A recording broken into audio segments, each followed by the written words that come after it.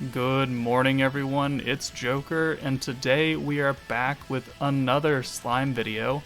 And today is May 9th, and in about 4 hours, we're about to get the Dark banner.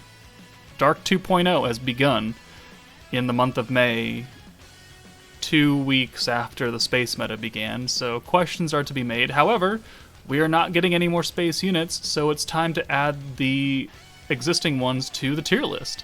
So Space Millum, the hero, and Carrion, and then Veldora is over here in the Protector one, even though I added him here because I can't delete him, because I just moved everyone over, so he will just exist down here forevermore.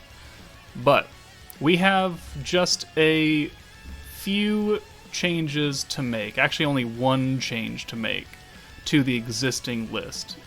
And this is by moving Fire Millum down into the Yes tier. And that's because the hero is now a thing. And the hero now does everything Millum does, but a little bit better. Maybe not totally better, because Millum does seal the crit resistance, so if they have high crit resistance, then they will just have 0, and you will still have guaranteed crits. The hero gives guaranteed crits and lowers crit resistance, though, so if they don't have crit resistance to begin with, you will do more damage regardless. So that's why I'm moving Fire Millum down just one tier. She's still a very, very, very good unit, and if you don't have hero and you have Fire Millum, I mean, you're still going to do great things with the guaranteed crits. It's just that she allows you to hit a little bit harder at the baseline without any other modifiers from the enemy. But that is really the only other change that I really feel like making at the moment. You're still good. You are still good.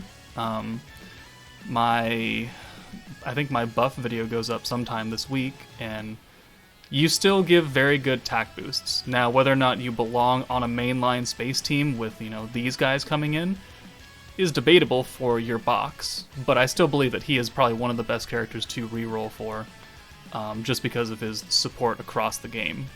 But let's move on. Let's begin with the hero, actually, because the hero is special. The hero is godly. Therefore, the hero deserves their own godly tier. There we go. The first one. I'm not moving anyone up, and I'm not moving anyone up. So, the hero has the guaranteed crit and 30% crit resistance down, so all your crits are going to hit 30% harder, just off the bat, and that's for everyone. And she has the rewind skill, which really changes the game right down to its core, because now if you have the points, you can use 2 protectors in the same turn, and you can double boost. You could do 2 Hawkrows in one turn, and you can instantly have 80 points and 2 full hands of oranges. I mean, not that it really matters if you have 1 hand of orange, but still, the rewind helps you clear things faster. It helps you avoid unnecessary damage. It helps you redo some things or gain additional points in the same turn. That way, you're going into the next turn and you have whatever you need to nuke. She can save buffs on that rewind, so you use 2 55-point buffs, you have a whole hand of greens, you use the rewind, you use the whole hand of greens, and all of a sudden you have more points to use 2 more 55-point buffs in the same turn, quote-unquote. The possibilities really are endless, and I have not, fully gone through and tested her. I've done a lot of testing with the hero, and I've always been impressed, so she is godly support for any team, whether it be space, dark, wind, light, doesn't matter. She will help you out. Therefore, she gets her own tier. The new Space Millum. Very, very, very good DPS. You're going to go up into questions. I could, and the argument could be made to put her down into the yes tier, because her space buff is restrictive, but I believe that she belongs in questions, not only because she is the new single target DPS of space unit, but you have the 50% space boost, which is the skill that Leon has, which makes him, in the kinda tier, it makes him kind of limited, but he's also an AoE with, he's still attack growth, but he doesn't do as much as this Millum does, because you put the 50% boost on, and then you use Drago, which is 20% attack, and then the 1.2 times for both the attack and the space attack boost, and all of a sudden Millum's at 62% space attack and 20, what was it, 20, 26, 24% attack, I don't know. something like that. And she then hits like a monster, even with those 2 buffs, and it's all on 1 unit.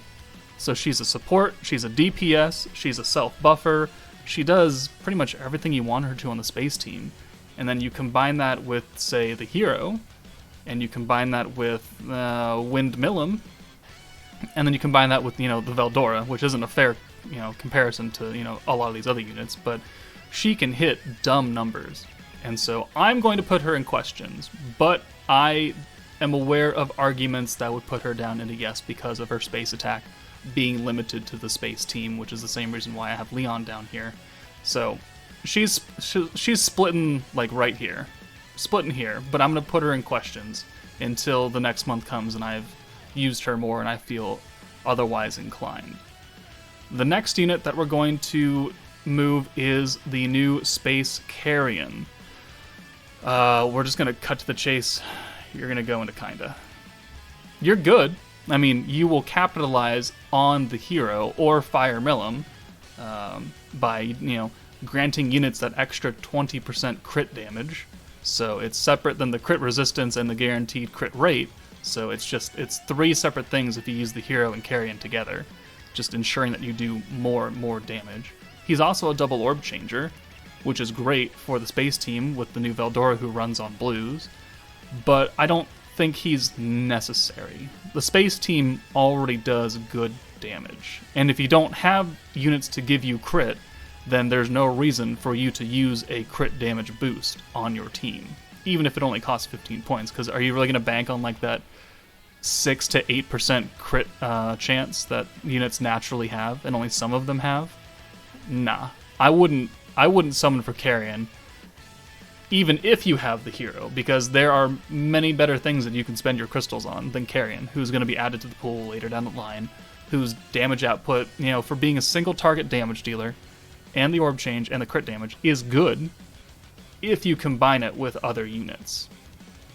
But I don't think he belongs up here, or definitely not up here. So you're going to be in kinda. That's it for the battle unit side. I will not be swayed on the Master Hero being anywhere outside of Godly, and I will not hear any arguments related to it otherwise. This one, again, you could easily put her down here. You could put her up here, but I don't think she belongs anything lower than yes. But let's move on to the Protector tier list, and here I have a few changes to make. Changes that may or may not please people. So first off is we're moving you down, and we're moving you down, and I don't feel bad about that. When's the last time I used Wind Shuna?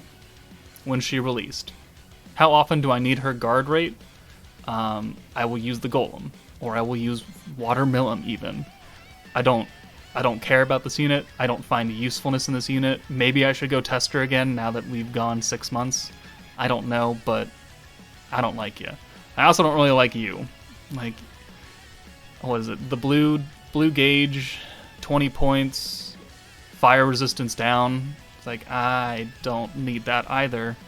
Romarus, I'm going to keep you there. Ifrit and Watermelon, I'm going to keep you there. However, I'm going to move the Golem down. We're going to move the Golem down. Guard Protectors are going down. And not because the Golem is a bad unit, but I believe that after this long time, I don't think that he brings enough to the table that Chloe does, that Sokka does, who is also a Guard Protector, don't get me wrong, but her lowering her skill costs of skills, I think now outweighs the Golem, because Hakuro is a thing, and if you have the Earth team to do it, you don't need Guard anymore for EX Millum. If you don't have Hakuro and you don't have the new Earth team, then you will definitely need Guard and counterattacks. But you have pretty much negated most of these units by yourself. So Hakuro remains top tier. Tippity top tier. Chloe with the alt boost, the green orb change, and the 40 skill points. Very, very good. Sokka, for now, is still the only unit to lower skill costs, but the new Dark Reamer that's coming tonight will change that, and then I will begin comparisons between the two. Xion, a protector that I still don't find myself using very often, She can still be very good, and we will definitely test how she runs on this new Dark team when it comes, so I am not going to move her yet. But who I am going to move out of this top list is Wind Veldora. Because he can still be very good, and for some very, very sweaty Jubilee strats, you can get 2 or 3 stacks of him and get that extra 30% ult damage and the 30 skill points, which is great. But he requires too much RNG to be reliable versus someone who is doing double orb changing while giving points, while doing something else like Chloe does, or like Hakuro, or Hakuro doesn't even give you points. Well, he does give you points. It doesn't raise your cap, though. I find him too RNG dependent to be reliable enough to put in the S tier. I also am inclined to move the Orc down as well, because of Hakuro. Like, the Orc does raise you 20 points, so he does put you over cap, and does do a full orb change into oranges. Hakuro gives you 40 points, and does 3 and 3 into a full orange instead of just green to oranges. So, remember when I said that Hakuro pretty much replaces a lot of these units? He also kind of replaces the Orc. Hakuro doesn't lead Dark, but I don't think he needs to. You can easily get the double buffs that you would get off of one Orc meter right here, and you have even less RNG dependency with Hakuro since he's changing multiple colors. I'm going to leave Cabby up here because I believe that Cabby is still a fantastic leader for the Space Team and the Wind Team. But now Veldora is the tale of two teams. The Space Team and not the Space Team. The long event and the short event. And it's very different. I did a video that I don't think has gone out yet using Veldora on a non-Space Team, and I gotta tell you, spoiler alert, not impressed. Not impressed at all. If you negate a third of a Protector's passive ability, then why are you using that Protector? So if he's on the Space Team, I can see him in S tier alongside Cabby. You know, I would say that Veldora is a little bit more tuned for long events where you can get multiple stacks of him, while Cabby is good for shorter events where you burst damage down with a whole bunch of greens and you have double ults. So the damage output in the first like 4 turns can be higher than the first 4 turns of Veldora. Granted, if you get like the same amount, you get 1 pop of Cabby, you get 1 pop of Veldora. I believe that Cabby would win that fight, but if you can pop like 2, 3, 4 Veldoras, then he will outclass than Cabby. So it's very, you know, give and take, show and tell, what event are you running. But again, you can lead any team. I mean, that's not an exaggeration. You can lead any team, but you're also not using a third of his passive with his 10% stacking of space attack. So you take him on the Dark team that he sub-leads, you're not stacking Dark attack. You're still boosting the skill point output of all your orbs, and you're still raising your cap. But Cabby does that too. Quicker. So I could put him in S tier for leading the Space Team. I could put him in A tier for leading the Space Team or leading any other team. And right now, I'm more inclined to put him in A tier. Because we still don't have a long... Well, we do have a long event, because like the Tempered Edge Space Moam event, you can definitely get like 4 or 5 stacks of Veldora, and then you can do... Space Moam can do like 200,000 damage. So definitely a good event there. But I'm not going to use you in, say, Conquest Space, because they nerf blues. I'm not going to use you in Crucible, because most of the space stages nerf blues. I'm not going to use you in Tower, because I want to get that done as fast as possible to lose the least amount of health, and I don't have time to stack you up. So I'm going to move you into the A tier for now, and then as we continue to use Veldora, I may, next month or half month or whenever I do the next tier list, I may move him back up into S tier. But right now, I think that you belong here. And then these two will stand alone for now. But like I said, this tier list is not going to please anybody or everybody. But that's it. So we've got the hero, we've got Space Moam, we've got Carrion, and then we have Veldora. Let me know what you guys think of this tier list. Do you think I placed the hero and Milim too high? Do you think I placed Veldora too low? Let me know.